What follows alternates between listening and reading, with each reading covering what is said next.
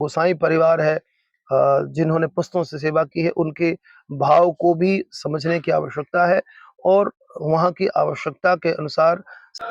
जय श्री राम, जय श्री कृष्ण।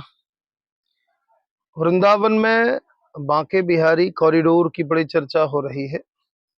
एक वीडियो मैंने इसके पहले भी एक बनाया था, उस पर चर्चा की थी मैं। चित्रकूट क्षेत्र से पंडित अमित अभय रामदास। कभी जरूरी विषयों पर, सामाजिक विषयों पर भी चर्चा करता हूँ। कथा तो ठीक है, भक्ति नवनीत चैनल के माध्यम से भक्ति विषय प्रसंगों पर कथा आदि के माध्यम से चर्चा होती है, किंतु ऐसे विषय जो समाज की आवश्यकता भी हैं, उन विषयों पर भी चर्चा करना मेरा स्वभाव है। इसी नाते वृंदावन में बन रहे कॉरिडोर की चर्चा खूब चल रही है। आज बड़ी अच्छी बात मैं सुन रहा था, आपने भी सुना होगा। अपने परम पूज्य प्रातस्मरणीय वृंदावन की ब्रज क्षेत्र की शान और संपूर्ण संतों में एक अलग ही स्थान प्राप्त है। और संतों में क्या कहें, पूरे भारत में, पूरे विश्व में भगवान कृष्ण से जुड़े, राधा रानी से जुड़े लोगों के बीच में उनकी एक अलग छवि है, अलग स्थान है, अलग भाव है। से प्रेमानंद जी महाराज के गुरुदेव भगवान जो अक्सर प्रेमानंद जी के चलते दिखते हैं। बड़ी अच्छी बात कही कि वृंदावन में जिस तरह से भीड़ हो रही है पिछले कुछ वर्षों में, खास करके जब से सोशल मीडिया का युग शुरू हुआ है। क्योंकि मुझे याद है अभी 20-25 साल पहले मैं पहली बार गया था, बिल्कुल ना के बराबर एक वृंदावन लगता था, एक भक्ति का अलग वातावरण दिखता था। मेरी बड़ी इच्छा थी कि जब मैं वृंदावन जाऊं तो पानी बरसे। संयोग ऐसा भगवान की कृपा हुई कि दिल्ली यात्रा में था और वृंदावन जाना हुआ। इतना पानी गिरा, इतना पानी गिरा कि घुटने घुटने तक पानी। सफाई नहीं थी उस समय पर, आज तो बहुत अलग। इसके पश्चात अभी 3 साल पहले, कोरोना के 1 साल बाद मेरा वृंदावन वास था, कई महीने तक रहा। तो तब के वृंदावन में और उसके बाद के वृंदावन में फर्क रहा। अब चूंकि कोरोना के ठीक बाद, मतलब कोरोना का प्रभाव चल रहा था, उस समय मेरा वृंदावन वास था। उस समय पर भी भीड़ बहुत ज्यादा नहीं होती थी, लेकिन 3-4 महीने बाद ही जैसे जैसे लोगों का आना जाना शुरू हुआ, कोरोना का प्रभाव कम हुआ, तो भीड़ बढ़ने लगी। और इसके पहले के वीडियो पर भी मैंने चर्चा की है कि मैं माता जी को दर्शन कराने जा रहा था, तो इतनी भयंकर भीड़ की उनको मैं दर्शन नहीं करा पाया, फंस गई बीच में। अब चारों तरफ से, चूंकि पतली पतली गलियां हैं, अब जो लोग इस बात का समर्थन कर रहे हैं कि भाई वो पतली गलियां बनी रहने देना चाहिए, तो फिर सबसे अनुरोध करना चाहिए कि लोग वृंदावन जाएं ही ना। क्योंकि वृंदावन लोग जाएंगे तो भीड़ होगी, भीड़ होगी तो भीड़ की वजह से होने वाली परेशानियां भी होंगी। कई बार तो झगड़े की नौबत, और जो स्थानीय लोग हैं झगड़ा भी करते हैं। अब कुछ लोगों को बुरा लग रहा है इस बात पर कि भाई वो सरकारीकरण हो रहा है, तो एक कड़वा सच है। मैं भी ब्राह्मण हूँ, आश्रमों में प्रवास होता रहता है। अभी मैं कथा के निमित्त त्यागी जी महाराज के इस पावन प्रांगण में, चारों तरफ से सुंदर हरियाली का आप दर्शन कर रहे हैं, एकदम पहाड़ के ऊपर हम हैं। और वीडियो चूंकि मैं बनाता हूँ, इसमें कोई शंका नहीं। चूंकि आना जाना लगा रहता है नए नए स्थान पर, और चर्चा करने के लिए वीडियो पर चर्चा करना मेरा स्वभाव है, मैं बनाता हूँ, इसलिए व्यवस्थाएं भी थोड़ा बहुत करके रखता हूँ। तो त्यागी जी महाराज के बुलावे पर चित्रकूट क्षेत्र में हूँ। यहाँ का एक सौंदर्य है, पत्थरों से सौंदर्य नहीं होता। अब जिस तरह से वृंदावन में भीड़ बहुत ज्यादा हो रही है, उस भीड़ के देखते हुए सरकारी कदम उठाना अत्यंत आवश्यक है। अब मैं इसका समर्थन या विरोध में नहीं करता कि उसका सरकारीकरण होना चाहिए कि नहीं होना चाहिए, दोष दोनों में है। तो सरकारीकरण हो जाएगा तो व्यवस्था सुधर जाएगी, बदमाशी नहीं होगी, ये भी नहीं कह सकता, क्योंकि बहुत जगह सरकारीकरण है तो सरकारी कर्मचारी चोरी करते हैं, कितने बार सीसीटीवी कैमरे में लोग पकड़े गए हैं वहां के लोग। तो जिसके स्वभाव में चोरी हो, धर्म बहुत कड़वी बात है हमारे यहाँ। एक चाहे उसको जो भी माने, कहना चाहिए कि नहीं कहना चाहिए, पर अब निकल रहा है, कड़वी बात है। हम जितना ही ये बात करते हैं कि कितना भी पाप कर लें, तीर्थों में जाने से पाप धुल जाते हैं, ये एक शब्द लोगों ने ऐसे पकड़ा है कि तीर्थों में भी पाप करने पर नहीं छोड़ते। कोई हिचक नहीं, कोई भगवान के प्रति कोई विश्वास नहीं, लोग केवल एक मानसिक बीमारी से ग्रस्त हैं। भगवान के यहाँ भी जाकर के चोरी करना, मंदिरों में वही लोग जो बड़े बड़े तिलक लगाते हैं, चाहे वो जो भी हो, और तिलक लगाएं या न लगाएं, इसमें अब तिलक वालों को बदनाम कर देना कुछ लोगों के कारण, तो ऐसा तो होता नहीं। तो सरकारी कर्मचारी भी बहुत ही बदमाशी भी, मैहर में सीसीटीवी कैमरे में लोग कैद हुए थे, सरकारी कर्मचारी। सरकारीकरण होने के बाद फिर प्राइवेटाइजेशन की समस्या ये, मैं अपना अनुभव बताऊं कि 84 खंभा गोकुल में जब आप जाएंगे तो 84 खंभा जो मंदिर है वहां पर अब चूंकि अब पेड़ तो सबका लगा है, तो उस पेड़ के लिए कई दलाल घूमते रहते हैं बाहर, वो हम आपको सस्ते में दर्शन करा देंगे। एक ने कहा, अरे हम आपको बताएंगे यहाँ की महिमा के बारे में, ब्रजवासी हैं, 20 रुपए आप दे देना।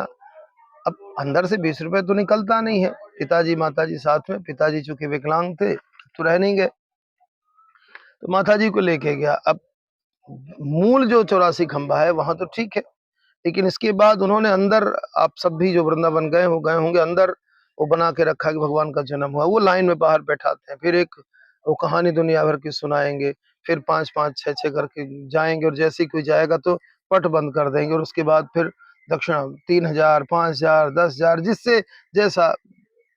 अब भाई सबकी अपनी हैसियत होती है।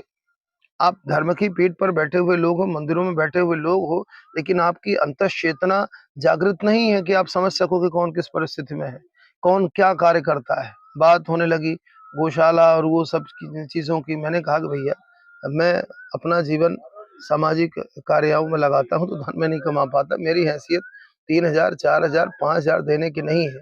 और मैं आपको बिल्कुल कड़वी बात फिर से बोल रहा हूं कि मैं केवल इस बात पर विश्वास भी नहीं रखता कि केवल भगवान एक जगह है। भगवान तत्वतः सर्वत्र ही परमपिता परमात्मा विराजमान है। बस देखने की आवश्यकता है, अनुभव करने की आवश्यकता है। और जहां पर भगवान ने ईश्वरीय कार्य करने के लिए, संसार को उपदेश देने के लिए जन्म लिया है, उस स्थान पर जाने से, उनकी लीलाओं का अनुभव करने से निश्चित रूप से हमारे जो आध्यात्मिक भाव हैं वो चैतन्य होते हैं। इसलिए तीर्थों में जाना ही जाना चाहिए। लेकिन अब इस बात का फायदा उठा करके लोग क्या करते हैं, भाई नाजायज शोषण करते हैं। तो ये व्यवस्था जिसको है उसको बुरी लगती है। अब कॉरिडोर बनना चाहिए कि नहीं बनना चाहिए, तो कॉरिडोर, इतनी सुंदर बात कही प्रेमानंद जी महाराज के गुरु जी ने कि भाई कॉरिडोर भीड़ को देखते हुए बनना चाहिए, लेकिन बड़ी सुंदर बात कि उसको पत्थरों से न सजाए, प्राकृतिक माहौल निर्मित करें। ऐसी बढ़िया वृंदावन में झाड़ियां हैं, उन झाड़ियों से ही छाया बनाएं कि लोग शीतलता, जब वृंदावन जाएं तो वो पुराना अनुभव उनको हो। हम पत्थरों के वृंदावन में नहीं जाना चाहते महाराज। मैं कहीं भी तीर्थों में जाने की इच्छा नहीं होती। मैं इस चित्रकूट के पावन क्षेत्र में हूँ, एकदम पर्वत के ऊपर सुंदर प्राकृतिक दृश्य है। इस पहाड़ को, ये वाल्मीकि जी के आश्रम से 3 किलोमीटर आगे चित्रकूट क्षेत्र में, जब इन पहाड़ों को देखता हूं तो भगवान राम की वो अनुभूति होती है कि कभी इन पहाड़ों से होकर के भगवान गुजरे हैं। लेकिन जब हम इन पर अपना आरोप थोपने लगते हैं पत्थरों के रूप में, अपने अहंकार की तुष्टि के लिए हम इसको पत्थरों से सजाने लगते हैं, वहीं पर इसका मूल स्वरूप बिगड़ता है। वृंदावन में कॉरिडोर तो बनना ही चाहिए, या कि फिर लोगों को आने ही नहीं देना चाहिए। भैया यहाँ कोई आने की आवश्यकता नहीं है, जैसी गलियां हैं वो गलियां रहें। भाई भीड़ तो होगी, तो अगर भीड़ होनी है तो कॉरिडोर बनना चाहिए, बिल्कुल बनना चाहिए। अयोध्या में भी जब शुरू में टूट फूट हुई थी तो बड़ा विरोध लोग कर रहे थे, लेकिन अभी जब मेरा प्रवास हुआ अभी 4-5 महीने पहले, तो दुकानें सबकी बड़ी-बड़ी थी, छोटी हो गई। फिर चर्चा होने लगी। यद्यपि वृंदावन में तो धंधा वैसे ही खूब चल रहा है, चूँकि भागवत जी का प्रचार-प्रसार खूब है। बांके बिहारी और भजन और सबके माध्यम से वृंदावन तो लोग पहुँच रहे हैं।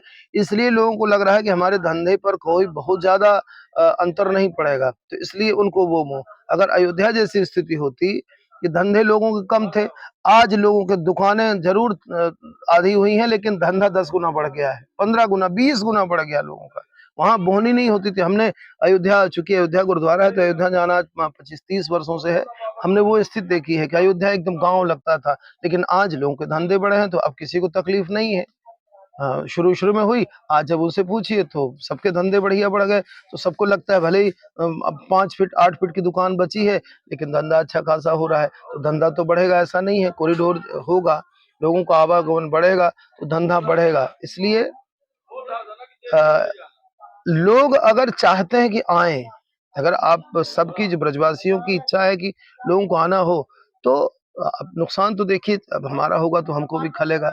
जो वहाँ ब्रजवासी हैं जिन्होंने जन्म भर वहाँ पर गुज़ारा है, घर बनाए, उनके आशियाने बने, उनकी यादें जुड़ी हैं, तो वो जब बिखरेगा तो तकलीफ़ तो होती है। तो अगर वहाँ के लोगों की आवाज़ उठ रही है, तो उस आवाज़ को भी हमें महसूस करना चाहिए और एक विकल्प उन सब को लेकर के कि जिन्होंने पुश्तों से बांके बिहारी जी की सेवा की है, उनकी सहमति से एक ऐसा रास्ता निकालना चाहिए कि वृंदावन का प्राकृतिक निर्माण हो, पत्थरों का कॉरिडोर बना करके कुछ हासिल होने वाला नहीं है, ठेकेदारी प्रथा है। मैंने कॉरिडोर देखे हैं, दर्द होता है ऐसे कॉरिडोर को देख कर के। तो प्राकृतिक रूप से उसको विकसित करने की आवश्यकता है और जो गोसाई परिवार है, जिन्होंने पुश्तों से सेवा की है, उनके भाव को भी समझने की आवश्यकता है और वहाँ की आवश्यकता के अनुसार संपूर्ण देश का जो एक भाव है, लोगों के जो हुजूम है, लोगों के जो भीड़ इकट्ठे होती है वहाँ पर, तो उस भीड़ की भी मंशा क्या है, इन सब का चिंतन करते हुए योगी सरकार को इस बात पर बहुत ही सावधानी के साथ में समग्र चिंतन करते हुए कॉरिडोर बनाना ही चाहिए, किंतु पत्थरों के कॉरिडोर से नहीं। परम पूज्य प्रेमानंद जी के गुरुजी ने जैसा कहा है कि ऐसी सुंदर झाड़ियों के साथ में, ऐसे सुंदर छायादार वृक्षों के साथ में उस वृंदावन को हम विकसित करें कि पुराना वृंदावन जब कभी रहा होगा, ऐसा वृंदावन जब अनुभूति में आएगा, तो लोगों के भाव सकारात्मक होंगे और संपूर्ण समाज में फैली कलुषता नष्ट होगी। श्री राधे, श्री कृष्ण, जय सीताराम, जय गौ माता, जय भारत माता।